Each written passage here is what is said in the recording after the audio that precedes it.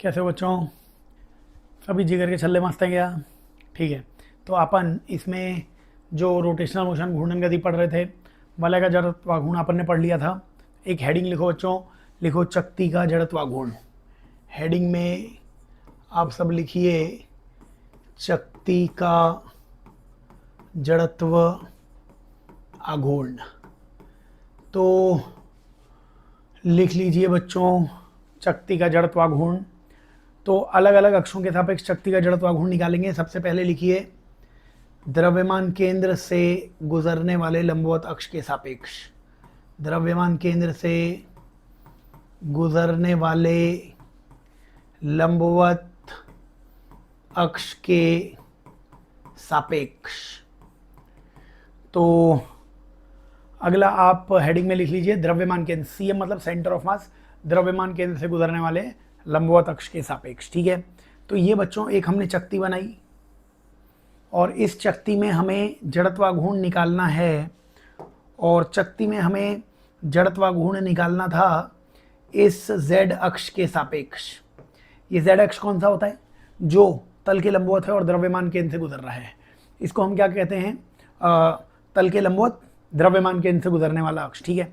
इसके सापेक्ष आपको जड़त्वाघूर्ण निकालना है बच्चों। ये पूरी चकती दी हुई है, ये पूरी क्या दी हुई है? चकती मतलब ठोस है अंदर से। इस चकती का द्रव्यमान m मान लीजिए, इसकी त्रिज्या कितनी मान लीजिए? r मान लीजिए। बच्चों क्या वलय का जड़त्वाघूर्ण आपको पता है? हाँ, यहाँ से अगर ये z अक्ष है तो z अक्ष से वलय का जड़त्वाघूर्ण कितना होता था? mr² होता था। तो बच्चों आप अल्पांश यहाँ पे वलय ले लीजिए। अल्पांश क्या होता है? जिसको बार बार रखने से पूरा निकाय बन जाए। तो हम वलय अल्पांश ले लेते हैं। अगर वलय को आप बार बार रखते जाओगे तो क्या बन जाएगा? चकती बन जाएगी। इसके लिए आप द्रव्यमान केंद्र का टॉपिक जरूर पढ़ लें, उसमें सब बताया हुआ है मैंने। तो जो अक्ष है z अक्ष, यहाँ से हम किसी दूरी पर चले गए। मान लो हम यहाँ से x दूरी पर चले गए, x दूरी पर, और x दूरी पर हमने क्या मान लिया? एक वलय मान लिया। इस वलय की हमने कुछ मोटाई मान ली dx। ये जो नीला दिख रहा है, इस नीले को बोला जाएगा अल्पांश। इस नीले को क्या बोला जाएगा? अल्पांश। ये अल्पांश हमने क्या लिया हुआ है? वलय लिया हुआ है। अल्पांश हमने क्या लिया हुआ है? वलय। और इस वलय की मोटाई कितनी है? इस वलय की मोटाई कितनी ली हुई है? dx इसकी मोटाई ली हुई है। बताओ, अगर ये जो नीली वाली वलय आपको दिख रही है, ये वलय रखते जाओगे तो चकती बन जाएगी क्या? बन जाएगी। सबसे पहले वलय रखोगे तुम 0 त्रिज्या की, तो 0 त्रिज्या की वलय रखी, फिर 1 2 3 4 ऐसे वलय बढ़ाते जाएंगे, बढ़ाते जाएंगे, बढ़ाते जाएंगे, तो वलय बढ़ते बढ़ते 0 से x तक आ जाएगी। बताओ इस वलय का जड़त्वाघूर्ण कितना होता है? इस वलय का जड़त्वाघूर्ण, सर वलय का जड़त्वाघूर्ण आता dm × x का स्क्वायर। वलय का जड़त्वाघूर्ण z अक्ष के सापेक्ष, ये रहा अक्ष जो तल के लंबवत है, इस लंबवत अक्ष के सापेक्ष तुम इस वलय का जड़त्वाघूर्ण क्या लिखते? इसका द्रव्यमान कितना आता? m और त्रिज्या का स्क्वायर, mr² पढ़ा था अपन ने प्रीवियस लेक्चर में, लेक्चर 2 देख लेना। तो अगर mr² है तो इसका द्रव्यमान कितना माना मैंने वलय का? dm। ठीक है। और इंटू x²। बच्चों अगर सारे ऐसे वलय को जोड़ दो, ये वलय बार बार रखते जा रहे हो, ऐसे सारे वलय को अगर जोड़ते जाओगे तो क्या चकती बन जाएगी क्या? तो हमने ऐसे वलय रखते गए रखते गए रखते गए रखते गए और वलय बार बार रखते जाओगे तो क्या बन जाएगी? संपूर्ण चकती बन जाएगी। तो हमें समाकलन करना पड़ेगा, हमें इंटीग्रेशन करना पड़ेगा, हमें इसका योगफल करना पड़ेगा। बताइए dm का मान क्या लिखोगे बच्चों? बच्चों आपको पता है कि इस वलय का क्षेत्रफल कितना होगा? बताइए इस वलय का संपूर्ण क्षेत्रफल कितना होता? इस वलय का संपूर्ण क्षेत्रफल x त्रिज्या है तो πx² होता। यहां से तुम dA/dx कितना निकालते? बोलो, dA/dx की वैल्यू π × 2x होती कि नहीं होती? तो बताओ यहां से dA की वैल्यू कितनी होती? 2πx dx। dA मतलब इस वलय का अल्पांश का क्षेत्रफल निकाल लिया। अगर अल्पांश का क्षेत्रफल है हमारे पास तो हमने यहाँ पे सिग्मा मान लिया, सिग्मा। तो हमने यहाँ पे सिग्मा मान लिया। सिग्मा हम कहते थे द्रव्यमान प्रति इकाई क्षेत्रफल। द्रव्यमान प्रति इकाई क्षेत्रफल, सिग्मा का मतलब होता है एक क्षेत्रफल का द्रव्यमान। बच्चों अगर एक क्षेत्रफल का द्रव्यमान सिग्मा है तो बताइए dA क्षेत्रफल का द्रव्यमान कितना होगा? Sigma × dA। तो मैंने यहाँ पे ये जो जड़त्वाघूर्ण है वो लिख दिया सिग्मा × dA × x²। तो sigma into D A, sigma क्या होता है? सिग्मा होता है क्षेत्रीय द्रव्यमान घनत्व, एक क्षेत्रफल में कितना द्रव्यमान है, एक क्षेत्रफल में द्रव्यमान सिग्मा है, तो फिर डी ए क्षेत्रफल में द्रव्यमान कितना आ जाएगा? सिग्मा इंटू डी ए आ जाएगा। ठीक है, तो यहाँ से सिग्मा तो कांस्टेंट है, चलो सिग्मा समाकलन के बाहर आ गया। डी ए की वैल्यू क्या लिखोगे? डी ए की वैल्यू 2 पाई एक्स डी एक्स, और बच्चों यहाँ पे एक्स स्क्वायर भी था तो एक्स स्क्वायर भी आ गया। बच्चों ये वलय रखनी पड़ेगी 0 से r तक, वलय आप रखोगे ना, तो ये वलय हमने रखी, सबसे पहले वलय की त्रिज्या कितनी थी? 0, फिर वलय रखते गए, फिर वलय कहाँ तक रखेंगे हम? आखिरी त्रिज्या r तक रखेंगे, तो ये 0 से r तक। बच्चों आंसर आ जाएगा। और सिग्मा की जगह क्या लिखोगे? सिग्मा की जगह ये मान लिख सकते थे, चलो अगले स्टेप में लिखते हैं। सिग्मा को सिग्मा लिख दिया, 2 पाई को 2 पाई लिख दिया। बच्चों ये बताओ ये एक्स स्क्वायर का समाकलन कितना आएगा? मतलब x square into x, x cube का समाकलन कितना आएगा? एक्स क्यूब का समाकलन आता है एक्स की पावर 4/4, तो एक्स की पावर 4 बटे में भी कितना? 4। लिमिट रखोगे तो एक्स की पावर 4 में ऊपर वाली लिमिट आर की पावर 4 आ जाएगी। देखो आंसर आ गया। इस सिग्मा की जगह क्या लिखोगे? m/πr² और इंटू 2 पाई, और x की पावर 4 का मतलब r की पावर 4/4। देखो ये यहाँ से आंसर आ जाएगा। इस पाई से ये पाई कैंसिल हो जाएगा, इस 2 से ये 2 आ जाएगा। बच्चों ऊपर r की पावर 4 है, नीचे r² है, तो ऊपर r² बाकी रह गया। आंसर आ गया mr²/2। तो चकती का z अक्ष के सापेक्ष, z अक्ष किसको बोलता हूं मैं? प्रीवियस लेक्चर में देख लेना। z में बोलता हूं द्रव्यमान केंद्र से गुजरने वाले लंबवत अक्ष। तो द्रव्यमान केंद्र से गुजरने वाले लंबवत अक्ष के सापेक्ष जड़त्वाघूर्ण कितना बोलना पड़ेगा अपने को? वो बोलना पड़ेगा अपने को mr²/2। ठीक है, तो ये पहला जड़त्वाघूर्ण तुम्हें याद करना है कि अगर कभी भी हमसे iz पूछा जाता है तो iz की वैल्यू आ जाएगी mr²/2। iz का मतलब क्या है? यहाँ पे iz का मतलब चकती के द्रव्यमान केंद्र से गुजरने वाले लंबवत अक्ष के सापेक्ष जड़त्वाघूर्ण आ जाएगा mr²/2। ठीक है, चलिए अपन इसी में एक अगला अक्ष और देख लेते हैं बच्चों। चकती के सारे जड़त्वाघूर्ण देख लेते हैं, फिर इसके सवाल देख लेते हैं। तो दूसरा आप लिखिए, दूसरे में लिखिए व्यास के सापेक्ष, व्यास के सापेक्ष। अब हमें चकती का जड़त्वाघूर्ण निकालना है, और चकती का जड़त्वाघूर्ण किसके सापेक्ष निकाल रहे हैं अपन? व्यास के सापेक्ष निकाल रहे हैं। चलिए ये रही कोई मासूम चकती, तो ये हमने चकती बना रखी है। इस चकती का द्रव्यमान m और त्रिज्या r, चकती का द्रव्यमान m है, त्रिज्या r है। बच्चों ये एक अक्ष बनाया मैंने, ये एक अक्ष, इसको मैंने Ix बोल दिया। ये x दिशा में है Ix। क्या इसे व्यास भी बोल सकते हो? हाँ, क्योंकि ये व्यास के अनुदिश ही गुजर रही है, ये और ये, तो ये व्यास के अनुदिश ही द्रव्यमान केंद्र सेंटर ऑफ मास से ही गुजर रही है, तो Ix है ये। I व्यास के सापेक्ष भी बोल सकते हो इसे आप। चलिए मैंने एक ये अक्ष बना दिया, और इस अक्ष को मैंने बोल दिया Iy। Iy का मतलब क्या हो जाएगा? जो y अक्ष के सापेक्ष जड़त्वाघूर्ण होगा, तो y अक्ष के सापेक्ष जड़त्वाघूर्ण। और क्या ये Iy को भी I व्यास बोल सकते हैं? हाँ, ये भी हमें व्यास से गुजरने वाला अक्ष ही दिख रहा है, तो इसे भी I व्यास बोल सकते हो आप। बिल्कुल सही बात है। अब ये बताओ, यहाँ पर अगर मैं एक क्रॉस लगा दूं, इसको मैंने बोल दिया IZ। IZ का मतलब क्या हो जाएगा? जो द्रव्यमान केंद्र से गुजर रहा है और तल के लंबवत है। ये बताओ क्या तुम्हें Ix और Iy बराबर दिख रहा है क्या? बोले फ्यूचर डॉक्टर्स, दिख रहा है क्या Ix Iy बराबर? बिल्कुल सर, क्योंकि इनके सापेक्ष समान द्रव्यमान वितरण है, समान द्रव्यमान वितरण है। क्योंकि Ix क्या करेगा? ये वाला अक्ष क्या करेगा? वलय को 2 बराबर हिस्सों में काटेगा। ये वाला अक्ष भी क्या करेगा? वलय को 2 बराबर हिस्सों में काटेगा। तो इनके सापेक्ष द्रव्यमान वितरण क्या है? सेम है। तो Ix Iy क्या है? बराबर। क्या तुम Ix प्लस Iy को Iz के बराबर लिख सकते हो? हाँ, लंबवत अक्षों के प्रमेय से। कब लगता है लंबवत अक्षों का प्रमेय? बच्चों सतत द्रव्यमान वितरण होना चाहिए और 2D स्ट्रक्चर होना चाहिए, समतल आकृति होनी चाहिए। तो ये Ix और Iy दोनों लंबवत अक्ष, और ये जो तीसरा अक्ष है लंबवत इसके बाहर, तो 2 लंबवत अक्षों का योगफल जड़त्वाघूर्ण का तीसरे लंबवत अक्ष के बराबर। तो यहाँ से इस आई एक्स और आई वाई को 2ix लिख सकते हो आप। क्यों लिख सकते हो 2ix? क्योंकि आई एक्स और आई वाई बराबर है, तो आई वाई की जगह भी आई एक्स लिख सकते हो। क्या यहाँ से आई एक्स का मान आई जेड बटा 2 आ जाएगा क्या? बिल्कुल। और क्या आई जेड का मान अभी डेरिवेशन बताया था, तो आई जेड का मान था एम आर स्क्वायर बटे 2, उसको 2 से और भाग दोगे तो एम आर स्क्वायर बटे 4। ये आई एक्स आ जाएगा बेटा जी, यही आई वाई भी आ जाएगा। इसी को आप बोल सकते हो जड़त्व आघूर्ण व्यास के सापेक्ष।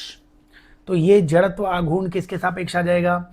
व्यास के सापेक्ष जड़त्व आघूर्ण आ जाएगा हमारे पास। तो लंबवत अक्ष, द्रव्यमान केंद्र से गुजरने वाला लंबवत अक्ष के सापेक्ष शक्ति का जड़त्व आघूर्ण कितना बोल रहे हो आप? एम आर स्क्वायर बटे 2 बोल रहे हो। और व्यास के सापेक्ष एम आर स्क्वायर बटे 4 स्पर्श रेखा हो सकती है। तो अगला अक्ष जो तुम्हें याद होना चाहिए, तो इसमें तीसरे पॉइंट में आप लिखिए तल में स्थित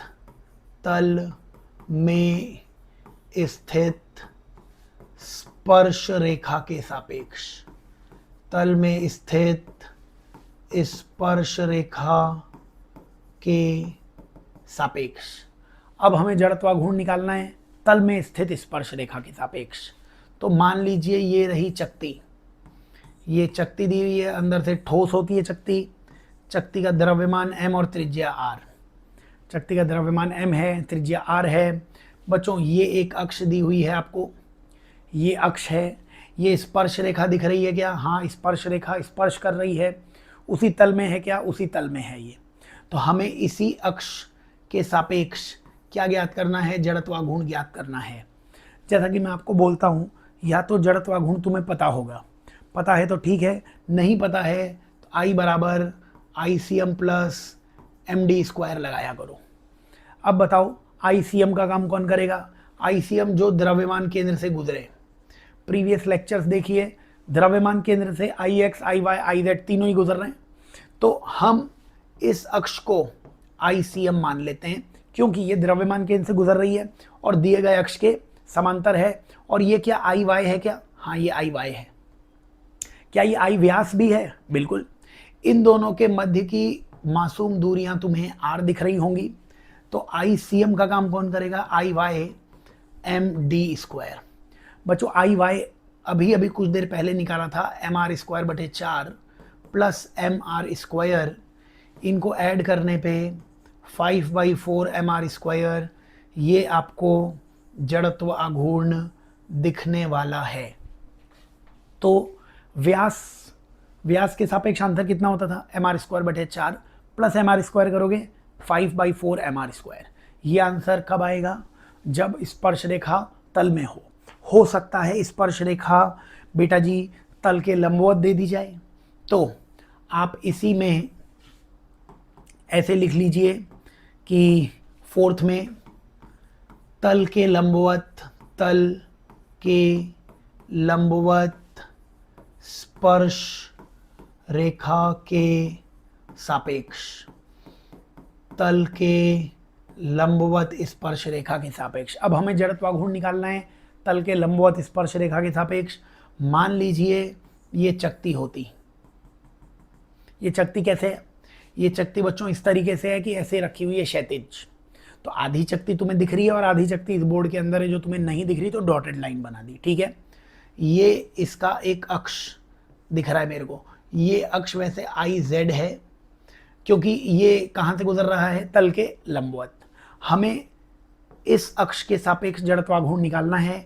ये स्पर्श रेखा है और तल के लंबवत भी है। तो इस अक्ष के सापेक्ष जड़त्वाघूर्ण अगर निकालना है तो तुम फॉर्मूला लगा सकते थे, I का मान ICM प्लस MD स्क्वायर लिख सकते थे। I का मान कितना लिख सकते थे? ICM प्लस MD स्क्वायर लिख सकते थे। बताइए क्या ICM, क्या द्रव्यमान केंद्र से यही IZ गुजर रहा है? तो ICM का काम IZ कर देगा। और क्या ये ICM इस दिए गए अक्ष के समांतर है? बिल्कुल। इनके मध्य की मासूम दूरियां, क्या वो दूरी त्रिज्या के बराबर नहीं दिखेगी क्या? IZ का तो हमने डेरिवेशन किया था अल्पांश लेके कितना आएगा वो mr²/2 प्लस mr², d की जगह r लिख दिया, आंसर कितना आ जाएगा 3/2 mr²। तो i का मान कितना आ जाएगा 3/2 mr² के बराबर। तो ये कुछ जड़त्वाघूर्ण तुम्हें याद होने चाहिए चकती के। द्रव्यमान केंद्र से गुजरने वाला लंबवत अक्ष mr²/2, द्रव्यमान केंद्र से गुजरने वाला उसी तल में अक्ष मतलब व्यास के सापेक्ष mr²/4, व्यास के सापेक्ष स्पर्श रेखा तल में स्पर्श रेखा हो गई तो 5/4 mr², और तल के लंबवत अगर हो गई स्पर्श रेखा तो 3/2 mr²। ठीक है, कुछ क्वेश्चन सॉल्व कर लो। चलो क्वेश्चन अपन कुछ इसके सॉल्व कर लेते हैं। लिखिए क्वेश्चन में बच्चों ऐसे लिख लीजिए कि क्वेश्चन में लिख लीजिए सभी चक्तियों को समरूप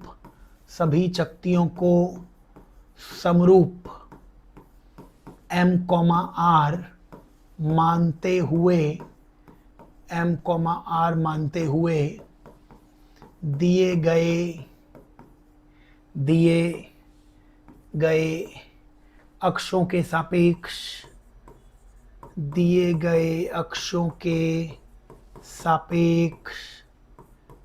जड़त्व आघूर्ण ज्ञात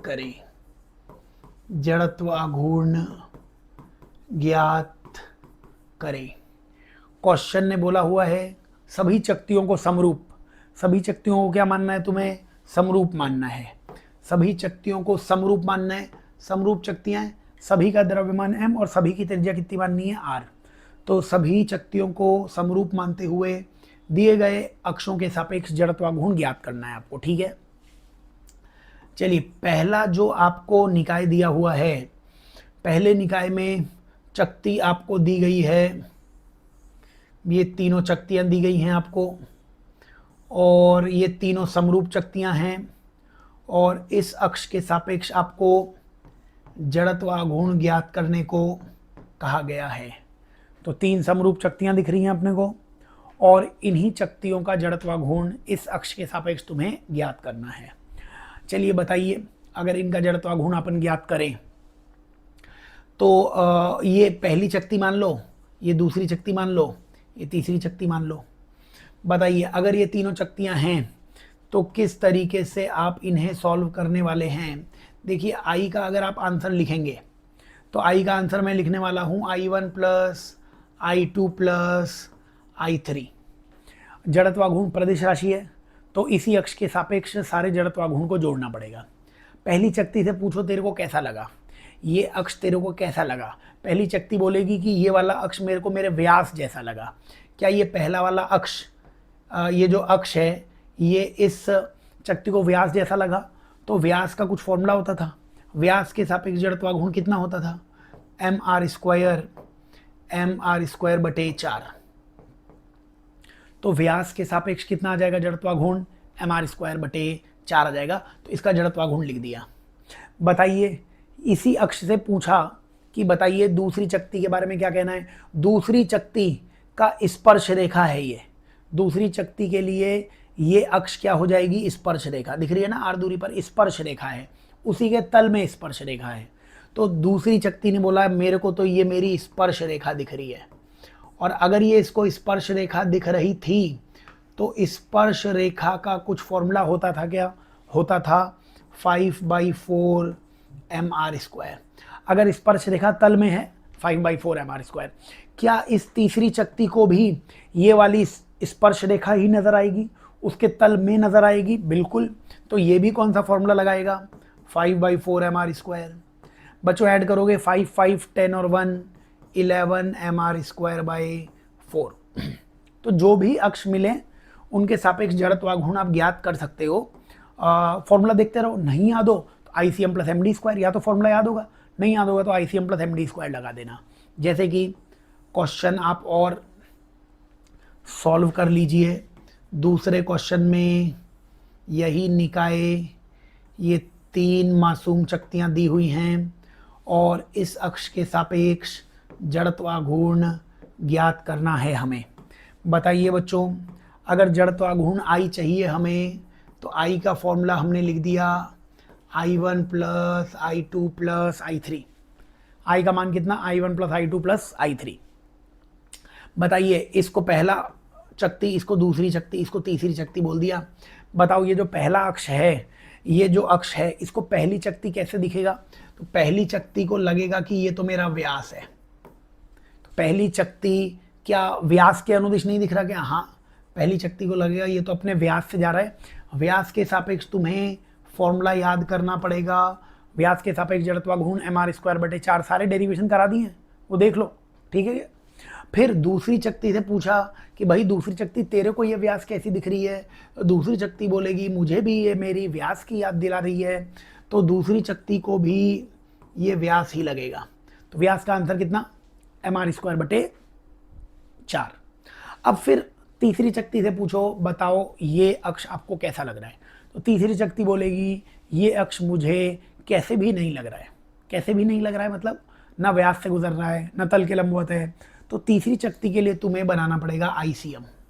ये मैंने बना दिया ICM। क्या होता है ICM?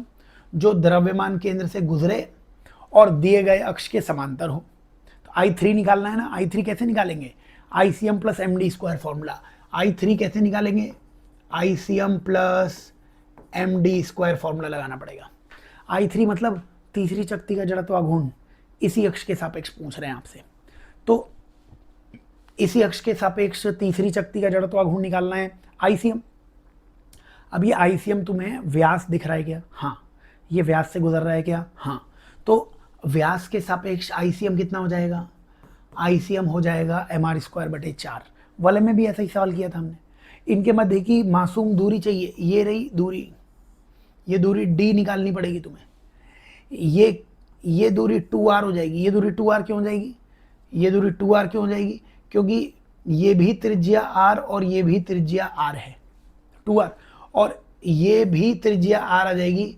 d का मान आएगा √2r² माइनस r का स्क्वायर, यानी d का मान √3r² दिख रहा है। d का मान √3r²। तो बताइए फिर क्या लिख दें? ICM plus MD²। ICM का मान कितना? mr²/4 plus MD²। d², तो √3r²। d का मान कितना था? रूट के अंदर 3r², उसका स्क्वायर करेंगे तो 3r² आ जाएगा। तो ये 4 3 जा 12, 3 जा 15/4 mr²। तो जड़त्वाघूर्ण आ जाएगा चक्ति का इस अक्ष के सापेक्ष 15/4 mr²। तो जिसका भी जड़त्वाघूर्ण आपको नहीं पता हो बेटा जी, उसका जड़त्वाघूर्ण आप कैसे निकाल सकते हैं? ICM प्लस MD² से। जैसे कि और क्वेश्चन लिखो आप। तो चक्ति के जितने भी सवाल हैं सॉल्व करते चलो। मान लीजिए तीसरे प्रश्न में फिर से यही निकाय। तो ये ऐसा निकाय है जो बार बार सवालों में आता रहेगा। अभी तो ये तीनों चक्तियाँ माननी है, तो हो सकता है वलय हो। तो क्वेश्चन वही चल रहा है, समरूप चक्तियाँ माननी है, सबका द्रव्यमान m और त्रिज्या r। चलिए इस अक्ष के सापेक्ष जड़त्वाघूर्ण निकालना है अपने को। ये अक्ष क्रॉस का मतलब क्या हो गया? जो किसी एक के केंद्र से गुजर रहा है और तल के क्या है? लंबवत। चलिए इसको मैं बोल देता हूँ पहली चक्ति, ये दूसरी चक्ति और ये तीसरी चक्ति, ठीक है। तो I की वैल्यू कितनी आ जाएगी? I1 plus I2 plus I3। जड़त्वाघूर्ण I का मान है I1 plus I2 plus I3। बताइए पहली चक्ति को ये अक्ष कैसा दिखेगा? पहली चक्ति को ये अक्ष दिखेगा द्रव्यमान केंद्र से गुजरने वाला अक्ष, जो तल के क्या है? लंबवत। तो वो कितना जड़त्वाघूर्ण बोलेगा इसका? mr²/2। क्या ये वाला अक्ष चक्ति के द्रव्यमान केंद्र से गुजर रहा है? क्या उसके तल के लंबवत दिख रहा है? mr²/2, ठीक है। इसी अक्ष के सापेक्ष मेरे को इस चक्ति का भी लिखना है और इसी अक्ष के सापेक्ष इस चक्ति का भी लिखना है। बच्चों अगर ध्यान से देखोगे तो ये वाली दूरी 2r है। 2r क्यों है 2r? भाई एक की त्रिज्या r, दूसरे की त्रिज्या r, 2r। बच्चों ये वाली दूरी भी 2r है, ये भी r, ये भी r, तो ये संपूर्ण दूरी भी कितनी होगी? 2r। मतलब मैं क्या करने वाला हूँ, मैं इस अक्ष के सापेक्ष किसी एक चक्ति का जड़त्वाघूर्ण निकालूंगा, उसका दोगुना कर दूंगा, क्योंकि दोनों चक्तियां 2r दूरी पर हैं, केंद्र से केंद्र की दूरी। तो आपको क्या करना पड़ेगा, दोगुना करना पड़ेगा किसी एक चक्ति के आंसर को। और वो एक चक्ति का आंसर कितना लिखेंगे अपन, बताओ। इस अक्ष के सापेक्ष मेरे को किसका जड़त्वाघूर्ण निकालना है, दूसरे का। तो इस अक्ष के सापेक्ष दूसरे का जड़त्वाघूर्ण नहीं पता ना, क्या फॉर्मूला लगाओगे, ICM प्लस MD²। जब ICM I इसके सापेक्ष बराबर ICM प्लस MD², इनके मध्य की दूरी जो 2r है, उसका दुगुना क्यों किया, क्योंकि दोनों के लिए सेम फॉर्मूला बनता। बताओ, ये तो mr²/2 हो गया प्लस ICM। ये बताइए मेरे को, ये क्रॉस, इसी को मैंने ICM बोल दिया, जिसकी वैल्यू mr²/2 दिख रही है।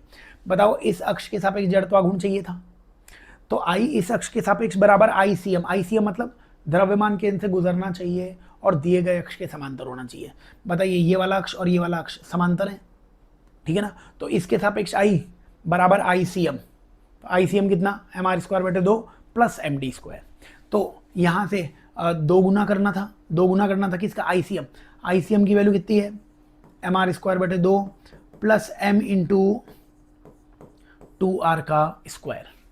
तो ये दो अक्ष हैं, कौन कौन से दोनों अक्ष दिख रहे हैं, ये रहा एक अक्ष, इस अक्ष के सापेक्ष तुम्हें जड़त्वाघूर्ण निकालना था, तो I बराबर ICM, ये वाला अक्ष, ये दोनों अक्ष तुम्हें क्या दिख रहे हैं, समांतर, ठीक है क्या।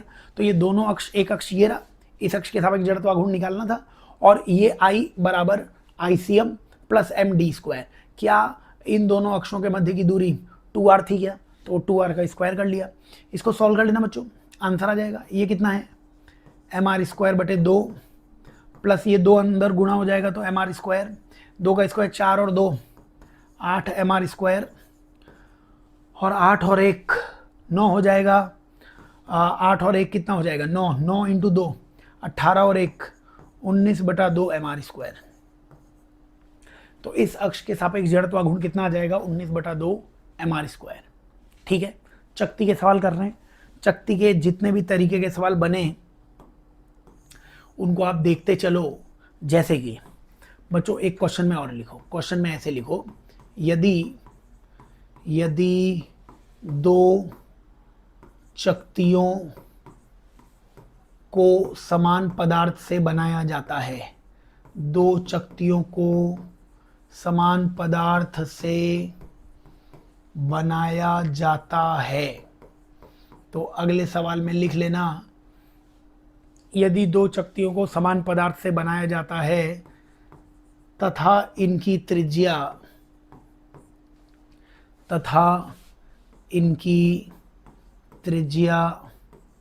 r व 2r है, तथा इनकी त्रिज्या r व 2r है, तब जड़त्व आघूर्ण का अनुपात ज्ञात करें यदि इनकी मोटाई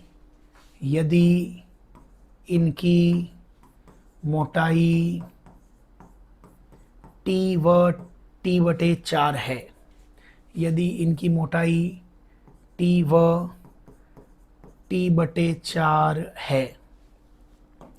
तो ये बच्चों आप सवाल देख लो और बताओ क्वेश्चन में क्या क्या बोला हुआ है। क्वेश्चन में बोला हुआ है यदि दो चक्तियां माननी है आपको, और ये समान पदार्थ से बनी हुई हैं। समान पदार्थ से बनी हुई हैं, इसका मतलब क्या मानना है तुम्हें कि दोनों लोहे की बनी हुई हैं, दोनों सोने की बनी हुई हैं, तुम अमीर हो, तो दो चक्तियां बनवा दी तुमने सोने की, इसका मतलब इनके घनत्व सेम मानने हैं। चलिए आंसर भी लिखते चलिए, सवाल पढ़ते चलिए। तो घनत्व, जिसको मैंने रो बोल दिया, ये घनत्व दोनों के क्या मानने हैं तुम्हें, सेम मानने हैं। घनत्व सेम क्यों मानने, समान पदार्थ से बनी हुई है। तो अगर ये समान पदार्थ से बनी हुई हैं तो इनका घनत्व क्या हो जाएगा, सेम। इनकी त्रिज्या कितनी दे रखी है, r और 2r, और जड़त्व आघूर्ण का अनुपात निकालना है। अब बताओ, जड़त्व आघूर्ण का अनुपात निकालना है तो क्या तुम्हें अक्ष बताया हुआ है क्या। जब भी बच्चों अक्ष नहीं बोला जाएगा, z अक्ष मानना पड़ेगा, द्रव्यमान केंद्र से गुजरने वाला लंबवत अक्ष मानना पड़ेगा तुम्हें। ठीक है ना। तो यहाँ पे अक्ष नहीं दिया हुआ है तो आई जेड अक्ष मानेंगे। आई जेड अक्ष के सापेक्ष जड़त्वाघूर्ण का फॉर्मूला mr²/2 होता है। जेड अक्ष का मतलब समझ रहे हो क्या है जेड अक्ष? जेड अक्ष होता है जो चकती है, चकती के केंद्र से गुजरने वाला तल के लंबवत अक्ष, इसी को क्या बोलते हैं हम? जेड अक्ष। इसके सापेक्ष तुम्हें जड़त्वाघूर्ण निकालने को कहा गया है। चलिए 2 चकतियाँ मैं ऐसे लिख देता हूँ, I1/I2 मेरे को निकालना है। पहली चकती का द्रव्यमान कितना है नहीं मालूम, द्रव्यमान नहीं दिया हुआ ना, तो मान लिया m1, लेकिन त्रिज्या पता है उसकी, त्रिज्या कितनी है r, तो m1 r²/2। दूसरे का m2 2r²/2। एक आएगा mr²/2 मतलब m1 r²/2।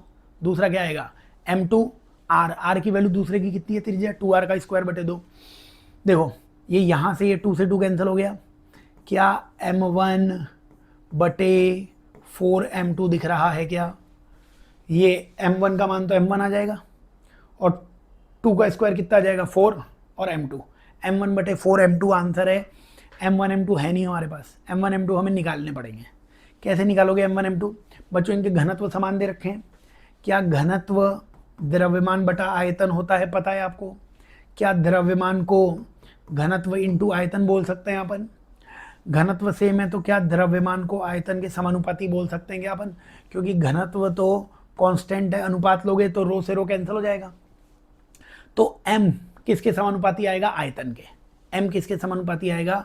आयतन के समानुपाती आने वाला है। तो तुम क्या लिखने वाले हो यहाँ से? m1/m2 को क्या v1/v2 लिख सकते हैं क्या यहाँ से? हाँ लिख सकते हैं। अब आयतन क्या लिखोगे? चकती का आयतन क्या लिखोगे? जैसे 5 रुपए का सिक्का होता है तो वो चकती है, उसकी ऊंचाई मतलब उसको एक बेलन मान सकते हो आप। चकती को एक ऐसा बेलन मान सकते हो जिसकी ऊंचाई इतनी कम हो गई है कि उस ऊंचाई को हम क्या बोलने लग गए हैं? मोटाई बोलने लग गए हैं। तो चकती का आयतन होता नहीं है क्योंकि मोटाई बहुत नगण्य होती है।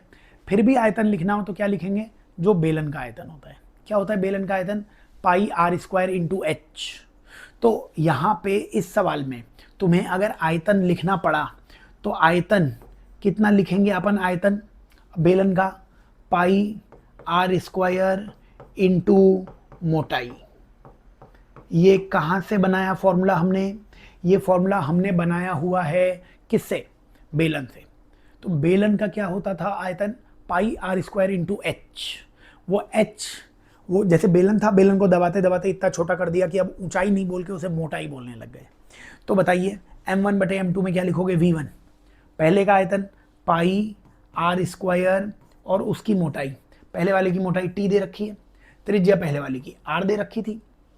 अच्छा दूसरे के लिए π2r² × t/4, क्योंकि दूसरे वाले की मोटाई कितनी दे रखी है? t/4।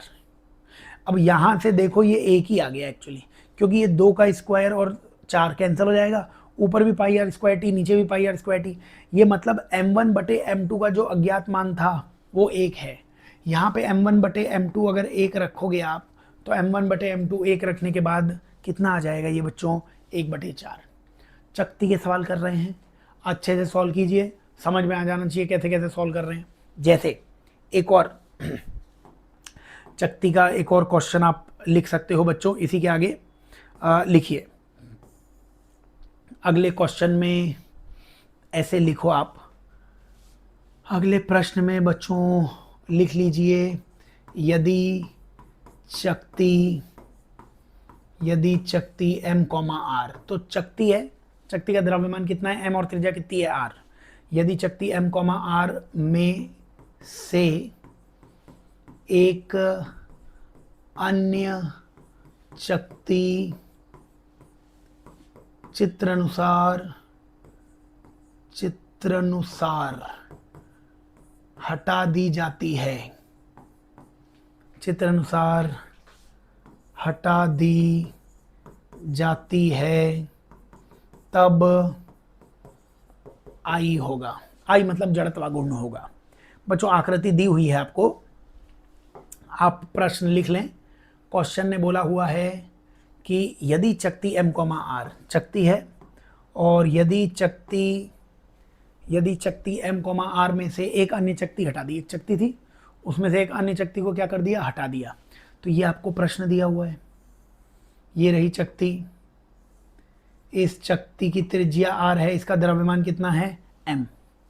और चलो इसे थोड़ी सी बड़ी चकती बना देता हूँ ताकि तुम्हें समझाने में समझ में आ जाए।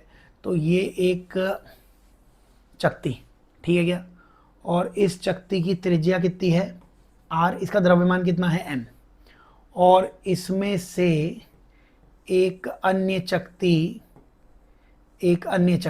r/3, इस चकती को कट कर लिया गया है। बाकी तो सब ठोस है,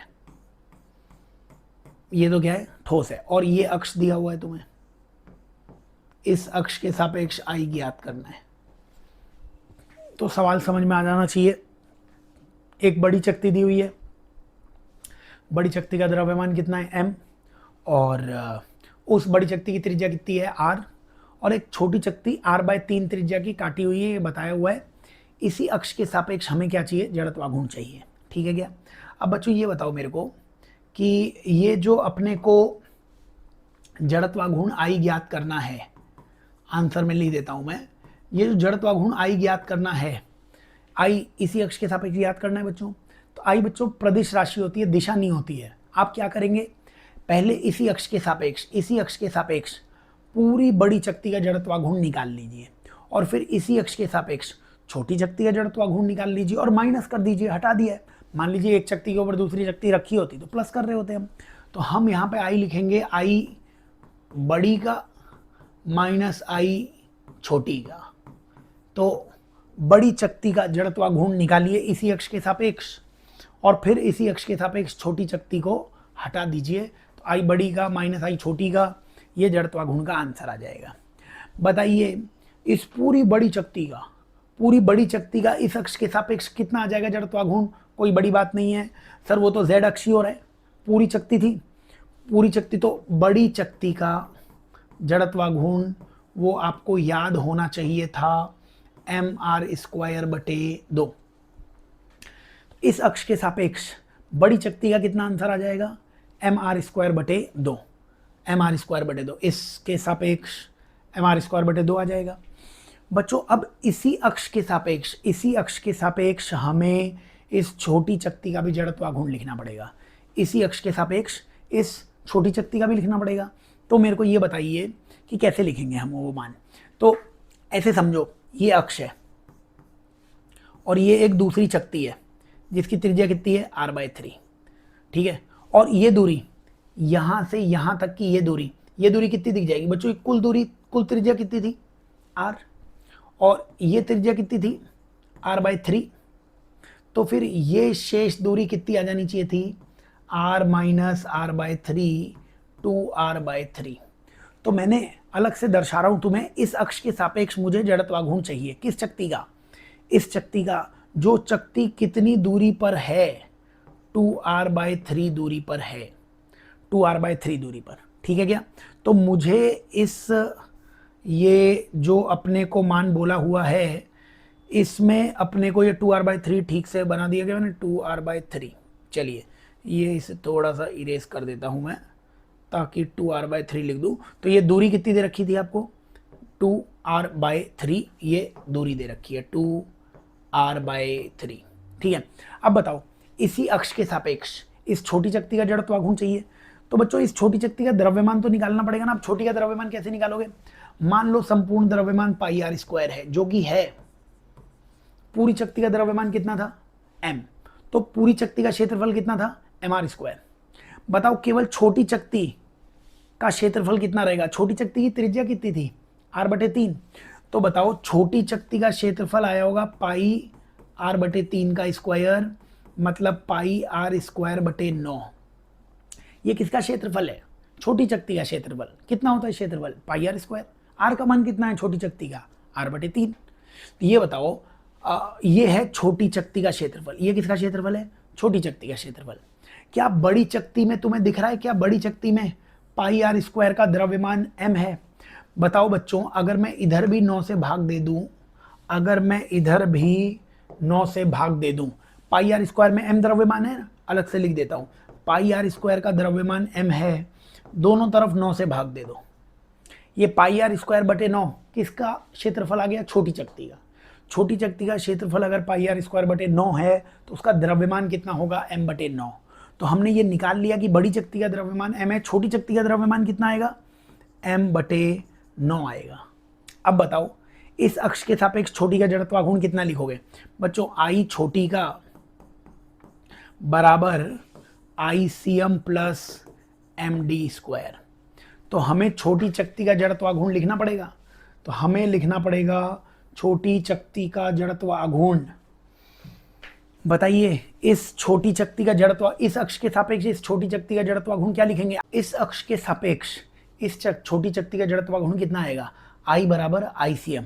अब यहाँ पे इसके ICM का काम कौन करेगा? इसके ICM का काम वही IZ करेगा। इसका IZ कितना होगा बच्चों? वही m r स्क्वायर बटे 2, लेकिन छोटी चकती का m अभी अभी बताया आपको m बटे 9, m इसका r स्क्वायर और बटे 2। तो ये हम ICM लिख रहे हैं। हमें इस अक्ष के सापेक्ष इस छोटी चकती का चाहिए, ताकि हम जो फॉर्मूला था हमारे पास बड़ी चकती माइनस छोटी चकती का जड़त्वाघूर्ण भी उसी अक्ष के सापेक्ष जिसके सापेक्ष बड़ी चकती का निकाला था। तो इस अक्ष के सापेक्ष I बराबर ICM। अब ICM का काम कौन करेगा? IZ का मान कितना? m r स्क्वायर बटे 2, लेकिन m किसका? ये I किसके लिए लिख रहे हो? छोटी चकती का। तो ये m r स्क्वायर बटे 2 में भी m भी छोटी चकती का, r भी छोटी चकती का, m छोटी चकती का m बटे 9, r छोटी चकती का r बटे 3। फिर यहाँ पे एक और गड़बड़ होती है, ये तो ICM लिख दिया, MD स्क्वायर। बच्चों ये I अगर तुमने छोटी चकती का लिखा है, ये m भी छोटी चकती का m बटे 9, और इन दोनों अक्षों के मध्य की दूरी वो तो 2r बटे 3 थी ही, तो 2r बटे 3 का स्क्वायर। काफ़ी गलतियां होती हैं इसमें बच्चों। इसी अक्ष के सापेक्ष छोटी चकती का जड़त्वाघूर्ण चाहिए, तो I बराबर ICM plus MD square. ICM का मान mr स्क्वायर बटे 2, ठीक है क्या? देखो इसको अगर तुम सॉल्व करोगे कितना दिखेगा? ये इधर दिखेगा mr स्क्वायर, ये mr स्क्वायर, ये 3 का स्क्वायर कितना हो जाएगा? 9, 9 इंटू 9 यानी 81 और 2, तो ये 9 इंटू 9, ये 9 इंटू ये वाला 9, 3 का स्क्वायर 9, तो 9 इंटू 9 कितना हो गया? 81 और बटे में 2 था ही, प्लस दूसरी राशि क्या है बच्चों? 2mr square. ये यहाँ पे देखते अगर यहाँ पे तो 2 का स्क्वायर 4 आ जाएगा, बल्कि 2 का स्क्वायर कितना आ जाएगा?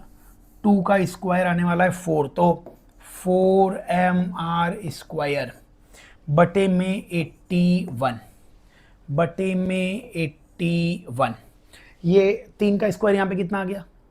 9, 9 इंटू 9 कितना आ गया? 81 ऊपर 2 का स्क्वायर। तो यहाँ से अगर 81 और 81 और 2 है, तो यहाँ से ये छोटी चकती का I अगर मैं लिखूँ तो डिवीजन में 81 इंटू 2 आ गया, एलसीएम ले लिया 81 इंटू 2, तो ये 2 into 4 8, 1 9 mr square, 9 mr square आया बच्चों। 9 से ये 9 बार कैंसिल हुआ, 9 टू जा 18, mr स्क्वायर बटे 18। ये I आ रहा है छोटी का, तो छोटी का जड़त्वाघूर्ण कितना निकाला तुमने? mr स्क्वायर बटे 18। बड़ी का जड़त्वाघूर्ण कितना निकाला था? बड़ी का जड़त्वाघूर्ण mr स्क्वायर बटे 2 था। तो आप अगर इस्तेमाल करते इस फॉर्मूले का अगर आप इस्तेमाल करें तो बताइए मेरे को, इस फॉर्मूले का इस्तेमाल करने पर आंसर आ जाएगा। I का आंसर कितना? I बड़ी चकती का कितना आया? mr स्क्वायर बटे 2 माइनस छोटी चकती का कितना आया? mr स्क्वायर बटे 18, mr स्क्वायर बटे 18। बच्चों एलसीएम लोगे? अगर 18 में एलसीएम ले लूँ तो 18 एलसीएम लूँगा तो यहाँ पे 9 आ जाएगा, 9 माइनस 1 मतलब 8 mr स्क्वायर बटे 18 आंसर है। इसको कैंसिल कर सकते हो, 4/9 आ जाएगा, 2 से कैंसिल करोगे तो 4/9 mr स्क्वायर। सवाल क्या था हमारा क्वेश्चन ये था, अगर मैं ये क्वेश्चन दिखाऊं आपको, ये ऐसा कुछ सवाल दिया हुआ था। बड़ी चकती में से एक छोटी चकती को हटा दिया था, ये बड़ी चकती थी, बड़ी चकती में से ये छोटी वाली चकती को कट करके फेंक दिया था। बची हुई चकती का हमें क्या चाहिए था? जड़त्वाघूर्ण चाहिए था। ज्ञात कर लिया है, बहुत अच्छा सवाल है, सॉल्व करते चलना, प्रैक्टिस हो जाएगी। जैसे एक बार और प्रैक्टिस करो आप, एक अगले क्वेश्चन में सेम क्वेश्चन है बच्चों, सारी समरूप शक्तियाँ दी हुई हैं, ये जेईई मेंस का सवाल है वैसे तो, और सॉल्व करते रहिए। चलिए, ये हमें क्वेश्चन दिया हुआ है, तो ये प्रश्न हमें दिया हुआ है, ये शक्तियाँ दी हुई हैं 3 4 5 6 7 7 शक्तियाँ दी हुई हैं। हमें इस अक्ष के सापेक्ष जड़त्वाघूर्ण वो ज्ञात करना है। इस अक्ष के सापेक्ष जड़त्वाघूर्ण, ये जड़त्वाघूर्ण ज्ञात करना है हमें। बताओ, इस अक्ष के सापेक्ष जड़त्वाघूर्ण ज्ञात करना है। बच्चों, शक्तियाँ दी हुई हैं, सबकी द्रव्यमान m त्रिज्या r, वही सवाल चल रहा है, उसी का चौथा पांचवा पार्ट चल रहा है ये। तो जो आपको जड़त्वाघूर्ण I लिखना है, I का मान या तो याद होगा, नहीं याद है तो लिखना पड़ेगा ICM। इस पूरी आकृति का द्रव्यमान केंद्र यही आएगा, इस पूरी आकृति का द्रव्यमान केंद्र। तो I बराबर ICM प्लस md²। अब बताओ ये दूरी कितनी है, ये त्रिज्या r होगी, ये व्यास 2r होगी। तो बताओ I का मान मेरे को लिखना पड़ेगा ICM प्लस md²। ये मैंने फॉर्मूला लिखा, I बराबर ICM प्लस md²। इसके सापेक्ष I चाहिए, I बराबर ICM। ICM मतलब पूरी आकृति का इस अक्ष के सापेक्ष मेरे को द्रव्यमान केंद्र, ये जो अक्ष है, इस अक्ष के सापेक्ष जो I आएगा उसको क्या कहेंगे, ICM। I बराबर ICM प्लस md², d का मान 3r है। अब ये I तुम सातों शक्तियों का निकाल रहे हो, तो ये m भी यहाँ पे सातों शक्तियों का लिखना पड़ेगा, ये नहीं कि m लिख दिया तुमने, है ना। तो d का मान है 3r, तो मैंने लिख दिया I बराबर ICM plus 7m into 3r का स्क्वायर। ये d मतलब दोनों अक्षों के मध्य की दूरी, समांतर अक्षों के मध्य की दूरी कितनी दिख रही है, 3r। अब ICM निकाल के यहाँ पे रख दोगे तो आंसर आ जाएगा। ये कितना है, 3 का स्क्वायर, 9 और 7 63, यानी ICM की वैल्यू ICM प्लस 63 mr²। 9 7 जा 63 हो जाएगा। ICM का मान यहाँ पे लिख दोगे, आंसर आ जाएगा। समस्या क्या है, ICM क्या है, मतलब इस अक्ष के सापेक्ष इन सातों का जड़त्वाघूर्ण लिखना पड़ेगा, ठीक है क्या। तो ICM का मान कैसे लिखेंगे अपन, चलिए इसको तो मैं अलग से हाईलाइट कर देता हूँ। इसमें मेरे को ICM का मान जैसे ही रखूँगा मैं, आंसर आ जाएगा। चलिए ICM निकालते हैं। ICM मतलब ये 7 शक्तियों का जड़त्वाघूर्ण चाहिए। बताओ इस अक्ष के सापेक्ष इसी शक्ति का जड़त्वाघूर्ण कितना हो जाएगा। ये जो बीचों बीच शक्ति है, क्या ये वाला अक्ष इस बीच वाली शक्ति का IZ हो जाएगा क्या, द्रव्यमान केंद्र, और लंबवत mr²/2 हो जाएगा क्या, mr²/2। 7 शक्तियां हैं, सातों का इसी अक्ष के सापेक्ष जड़त्वाघूर्ण चाहिए। तो सातों शक्तियों का इस अक्ष के सापेक्ष जड़त्वाघूर्ण चाहिए, तो इस अक्ष के सापेक्ष इसी शक्ति का जड़त्वाघूर्ण वो कितना हो जाएगा, इसी अक्ष के सापेक्ष इसी शक्ति का, वो तो mr²/2 आ गया। अब बच्चों इसी अक्ष के सापेक्ष बची हुई 6 शक्तियों का भी आंसर चाहिए। अब क्या आपको बची हुई सारी शक्तियां, जितनी भी शक्तियां बाकी हैं, सब 2r दूरी पर हैं क्या, हाँ, सभी के केंद्र इस अक्ष से कितनी दूरी पर हैं, 2r दूरी पर दिख रहे हैं क्या, 2r दूरी पर। तो मैं क्या बोलना चाह रहा हूं कि ये 1 2 3 4 5 6, ये 6 की 6 शक्तियां, इन सब का जड़त्वाघूर्ण वो मैं निकालने वाला हूं ICM प्लस md² से। इसी अक्ष के सापेक्ष तुम्हें इन 6 शक्तियों का जड़त्वाघूर्ण लिखना है। कैसे लिखोगे, I बराबर ICM, अब इसका ICM वही mr²/2 प्लस md², d का मान कितना, 2r आ जाएगा।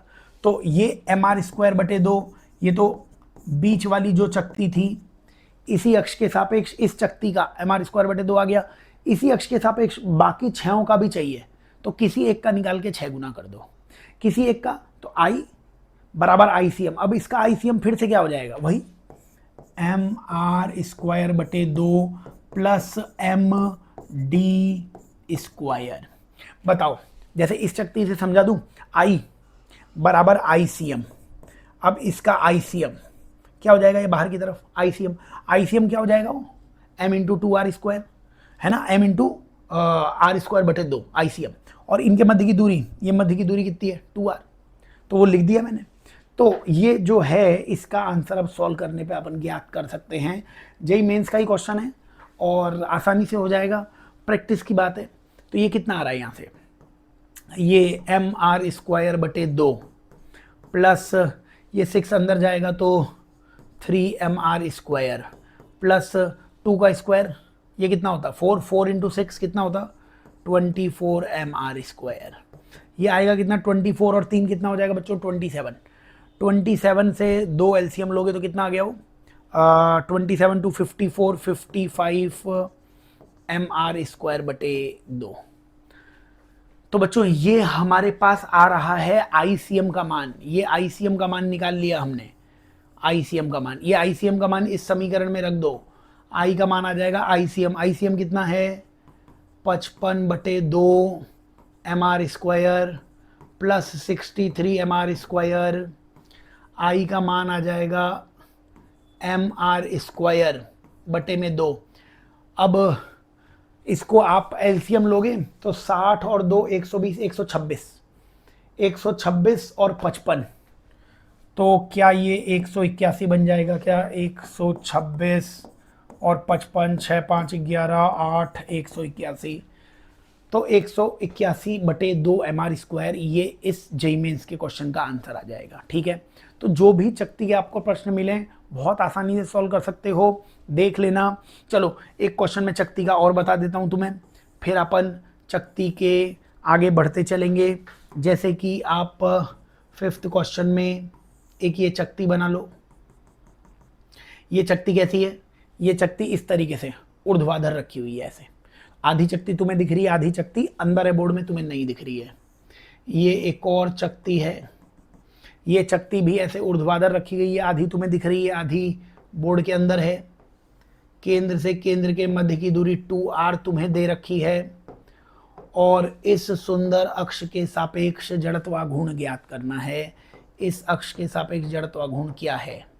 तो वलय में, चक्ति में, सब में ये सब सवाल मिल जाएंगे, सॉल्व कर लेना इन्हें। बताओ कैसे निकालेंगे हम आई का मान? बच्चों आई का मान लिखना पड़ेगा तुम्हें I1 प्लस I2 के बराबर। इस अक्ष के सापेक्ष जड़त्वाघूर्ण निकालना है।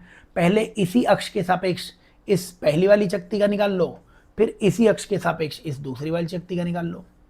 बताओ I1 कितना होगा? तो इस पहली वाली चक्ति से पूछो कि ये अक्ष कैसी दिख रही है, इसे कैसी दिख रही होगी ये अक्ष? ये इसके व्यास से गुजरती हुई दिख रही है। व्यास के सापेक्ष आंसर तुम्हें याद करना था mr²/4। अब इसी अक्ष के सापेक्ष इस दूसरी चक्ति का चाहिए, तो इस दूसरी चक्ति में एक और अक्ष बना दिया जिसको मैंने आईसीएम बोल दिया। या तो आंसर याद होगा, नहीं याद होगा तो पहले ही आईसीएम प्लस md²। तो ये I2 का मान कैसे निकालोगे? आईसीएम प्लस md² से निकालने वाले हो। अब बताओ इसी अक्ष के सापेक्ष I बराबर आईसीएम, आईसीएम फिर व्यास हो जाएगा। व्यास का मतलब कितना हो जाएगा? mr²/4। तो I बराबर आईसीएम प्लस md²। तो I बराबर आईसीएम, आईसीएम का मान कितना हो जाएगा? mr²/4 आईसीएम प्लस md², और d का मान कितना है? 2r का स्क्वायर। ठीक है ना? तो I बराबर आईसीएम प्लस md²। आईसीएम जो द्रव्यमान केंद्र से गुजरे और ये व्यास लग रहा है फिर से, तो mr²/4। इसको जोड़ोगे mr²/4, mr²/4 कितना आ गया? ये mr²/2 प्लस वो कितना हो जाएगा? 4mr²। 2 और 4 8 और 1 9 mr²/2। तो चक्ति के लिए जितने भी जड़त्वाघूर्ण होंगे इसी तरीके से आप उसे ज्ञात कर सकते हो। ठीक है बच्चों, चलिए चक्ति में ही कभी कभी ऐसी चक्ति दे दी जाती है जिसकी आंतरिक और बाहरी त्रिज्याएं वो अलग अलग हैं, है ना? तो ऐसा लिख लीजिए कि यदि, अगले एक पॉइंट में लिख लेना, यदि m द्रव्यमान की चक्ति की आंतरिक व बाहरी त्रिज्या, आंतरिक व बाहरी त्रिज्या क्रमशः R1 व R2 है, क्रमशः R1 व R2 है, तब द्रव्यमान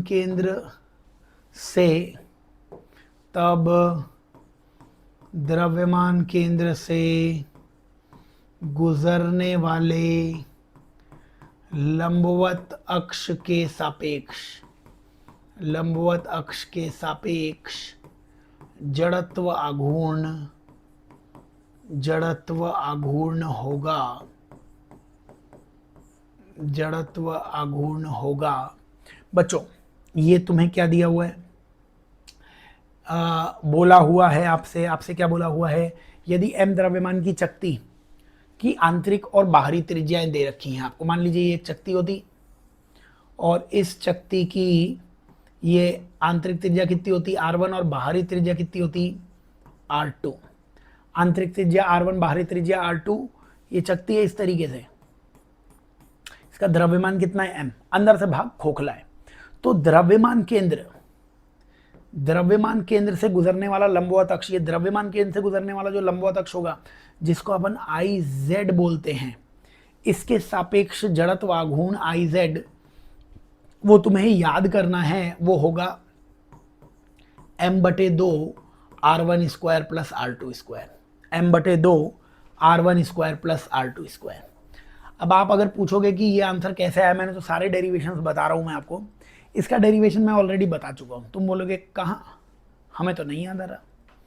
देखो संपूर्ण शक्ति का अपन ने फॉर्मूला डिराइव किया था, संपूर्ण शक्ति का फॉर्मूला डिराइव किया था, कैसे डिराइव किया था संपूर्ण शक्ति का फॉर्मूला हमने, अगर तुम्हें डेरिवेशन इसी लेक्चर के शुरुआत में देख लो, कैसे डेरिवेशन किया था हमने समाकलन dm इंटू एक्स स्क्वायर किया था। शक्ति का, जब संपूर्ण शक्ति का इस अक्ष के सापेक्ष जड़त्व आघूर्ण निकालना था, हमने एक वलय लिया था, वलय अल्पांश लिया था, वलय को बार बार रखते जाओगे तो शक्ति बन जाएगी कि नहीं बन जाएगी, वही सेम डेरिवेशन करना है। dm इंटू एक्स स्क्वायर एक अल्पांश है, जो हमने शुरुआत में डेरिवेशन बताया उसे देखो ताकि समझ में आए, ये बताया था। तो अभी भी हमें शक्ति रखनी पड़ेगी, लेकिन इस बार शक्ति कहाँ से कहाँ तक रखनी पड़ेगी, r1 से r2 तक। अगर r1 से r2 तक आप शक्ति बनाना चाहते हो तो फिर वलय भी कहाँ से कहाँ तक रखनी पड़ेगी, r1 से r2 तक। संपूर्ण शक्ति बनानी थी तो हमें कहाँ से कहाँ तक रखनी पड़ी थी वलय, 0 से r तक। तो हमने संपूर्ण शक्ति का जो डेरिवेशन किया है वही डेरिवेशन यहाँ पे भी आप कर सकते हो, कहाँ से कहाँ तक, r1 से r2 तक कर सकते हो। लिखना चाहूँ अगर मैं इसे तो जरूर इससे पहले वाला डेरिवेशन देख लेना ताकि समझ में आए, अभी अभी बताया था कुछ देर पहले। मास को, द्रव्यमान को क्या लिखोगे, sigma into DA into x square, और लिमिट कहाँ से कहाँ तक, r1 से r2 तक। सिग्मा का मतलब क्या होता था, एक क्षेत्रफल का द्रव्यमान, एक क्षेत्रफल का द्रव्यमान सिग्मा है, तो DA क्षेत्रफल का द्रव्यमान कितना आ जाएगा, सिग्मा इंटू DA के बराबर आ जाएगा, ठीक है ना। तो यहाँ से सॉल्व करोगे तो आ जाएगा ये सब आंसर, और वो चलो सॉल्व करके बता भी देता हूँ मैं आपको। बताइए क्या लिखेंगे यहाँ पे, सिग्मा, सिग्मा क्या होगा बच्चों, द्रव्यमान बटे क्षेत्रफल, द्रव्यमान बटे क्षेत्रफल, एक इकाई क्षेत्रफल में कितना द्रव्यमान। तो ये जो शक्ति थी, इस संपूर्ण शक्ति, इस संपूर्ण शक्ति का द्रव्यमान कितना था बताओ, इस संपूर्ण शक्ति का द्रव्यमान, इस संपूर्ण शक्ति का क्षेत्रफल कितना था, पाई r2 square minus r1 square.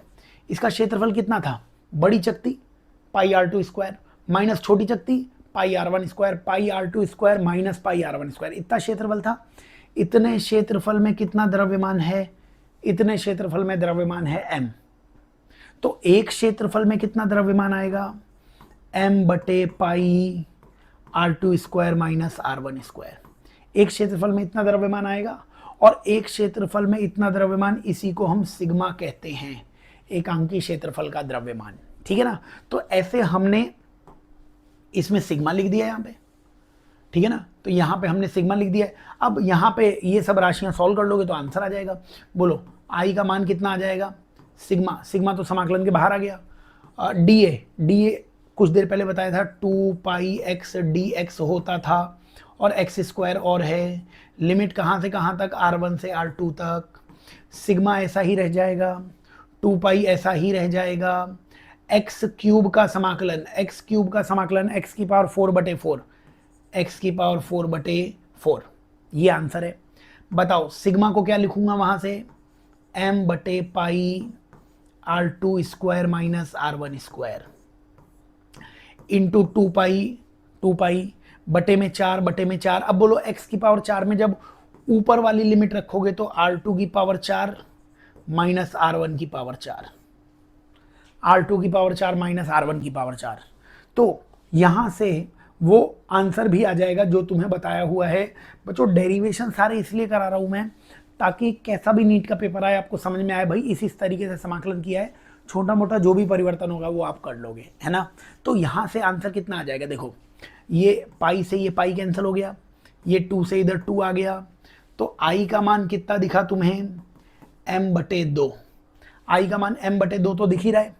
नीचे कौन क्या दिख रहा था, R2 square minus R1 square. ऊपर क्या दिख रहा था, R2 स्क्वायर का स्क्वायर माइनस R1 स्क्वायर का स्क्वायर। ये R2 की पावर 4 को लिख सकता हूं ना मैं। और क्या ये a square minus B square है, और a square minus B square बचपन की मैडम ने बोला था a माइनस बी और a प्लस बी बटे में भी R2 square minus R1 square. क्या ये राशि कैंसिल हो गई? क्या जो तुम्हें जड़त्वाघूर्ण याद करने को बोल रहा था मैं m/2 R1 square plus R2 square, क्या वो आप याद कर सकते हो? तो ये जड़त्व आघूर्ण है द्रव्यमान केंद्र से गुजरने वाले उस अक्ष के सापेक्ष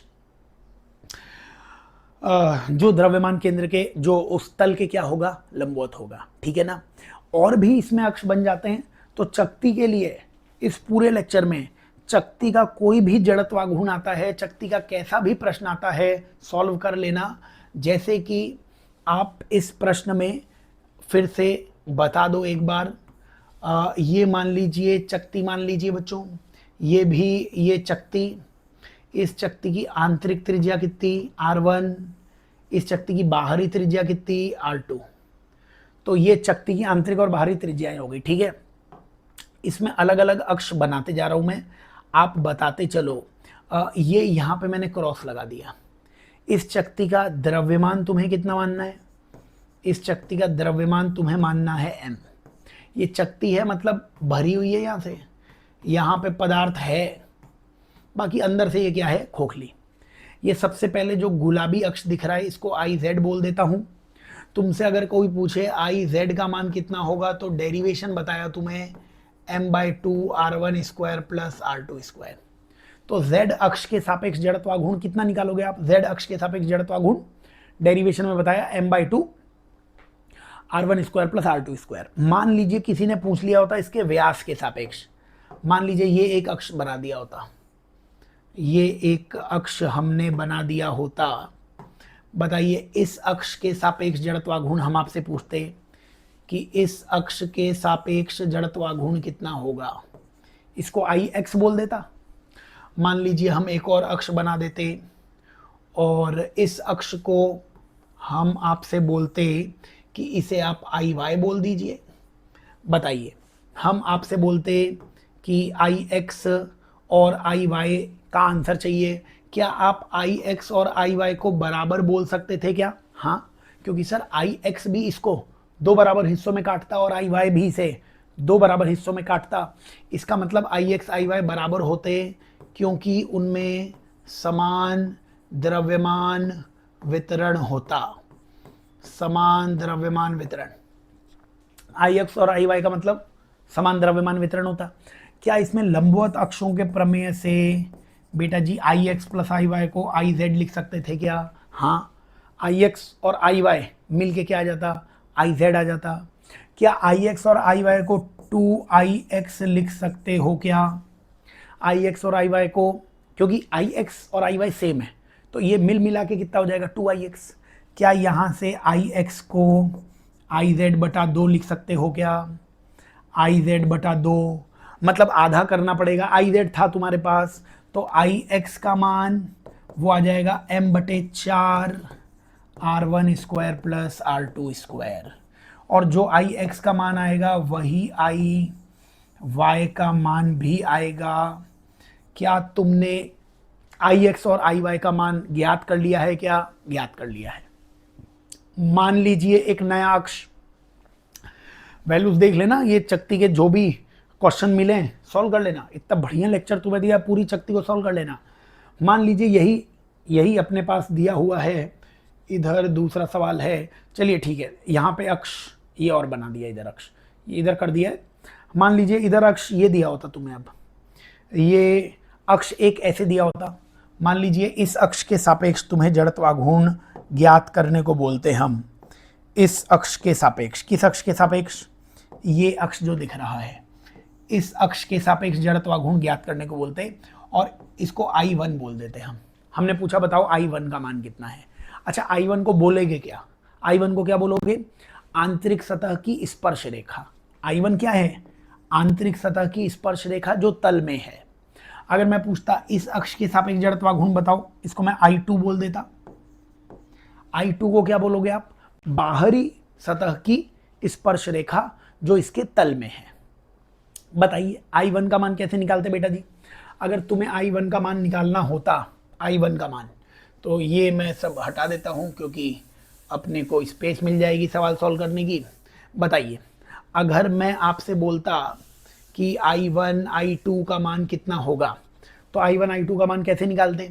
देखो I1 का मान मैं लिखता ICM plus MD square, ICM plus MD square. I1 बराबर ICM, ICM का काम कौन कर जाएगा, जो द्रव्यमान केंद्र से गुजरे और I1 के समांतर हो। क्या IY द्रव्यमान केंद्र से गुजर रहा है और I1 के समांतर है क्या, तो ICM का काम कौन कर जाएगा, IY प्लस MD स्क्वायर। बताओ I1 और IY के बीच में, I1 और IY के बीच में कितनी आपको दूरी दिखेगी, R1। ठीक है, बस ये आंसर आ गया। अब IY अभी अभी निकाला था, IY कितना था, M/4 R1 square plus R2 square, इसमें तुम्हें MR1 स्क्वायर जोड़ना पड़ेगा। बच्चों एलसीएम लोगे M/4, ये 4R1 स्क्वायर गुणा हो जाएगा 4R1 स्क्वायर और R1 square, 5R1 square plus R2 square, ये I1 आ जाएगा। चलिए अगर मैं यहीं पर आपसे पूछता I2 कितना होगा, I2 आंसर नहीं पता हो तो ICM प्लस MD स्क्वायर करना पड़ेगा। तो I2 का आंसर भी ICM प्लस MD स्क्वायर। अब बताओ ICM क्या होता है, जो द्रव्यमान केंद्र से गुजरेगा और I2 के समांतर होगा। तो I2 के लिए ICM का काम फिर से IY करेगा। क्या IY द्रव्यमान केंद्र से गुजर रहा है, क्या वो I2 के समांतर भी है, तो ICM कितना हो जाएगा, IY प्लस MD स्क्वायर, और D की जगह मैं R2 स्क्वायर लिख रहा हूँ क्योंकि मेरे को I2 और IY के बीच की दूरी, ये रहा I2 वो रहा IY, I2 और IY के बीच की दूरी मेरे को R2 दिख रही है।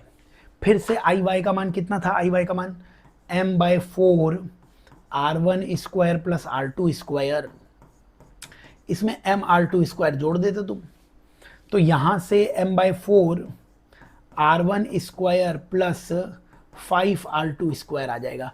एलसीएम लोगे तो ये आंसर आ जाएगा। तो चकती है और इस चकती में एक्चुअली क्या है कि खोखली चकती है, तो उसका IZ निकाल लो, लंबवत अक्षों से IX IY निकाल लो, फिर ये I1 I2 भी आ जाएगा। मान लीजिए इसी में 2 अक्ष और दिए होते, आपको 2 अक्ष और दिए होते और वो दोनों अक्ष यहाँ पे जगह नहीं है, तो मैं यही सेम क्वेश्चन है, ये रहा सेम क्वेश्चन, इस सेम क्वेश्चन में 2 अक्ष और दिए होते आपको। मान लीजिए एक ये अक्ष दिया होता आपको और इसको मैं बोल देता I3। बताओ इस I3 को हिंदी में क्या बोलेंगे। ये बच्चों तल के लंबवत ही है, लेकिन आंतरिक सतह को स्पर्श ही कर रही है, तो आंतरिक सतह की स्पर्श रेखा जो तल के लंबवत। अगर मैं इधर क्रॉस लगा देता, I4 बोल देता, क्रॉस का मतलब तल के लंबवत तो है लेकिन बाहरी सतह को स्पर्श कर रही है, बाहरी सतह की स्पर्श रेखा तल के लंबवत। I3 को क्या बोलेंगे, आंतरिक सतह की स्पर्श रेखा तल के लंबवत।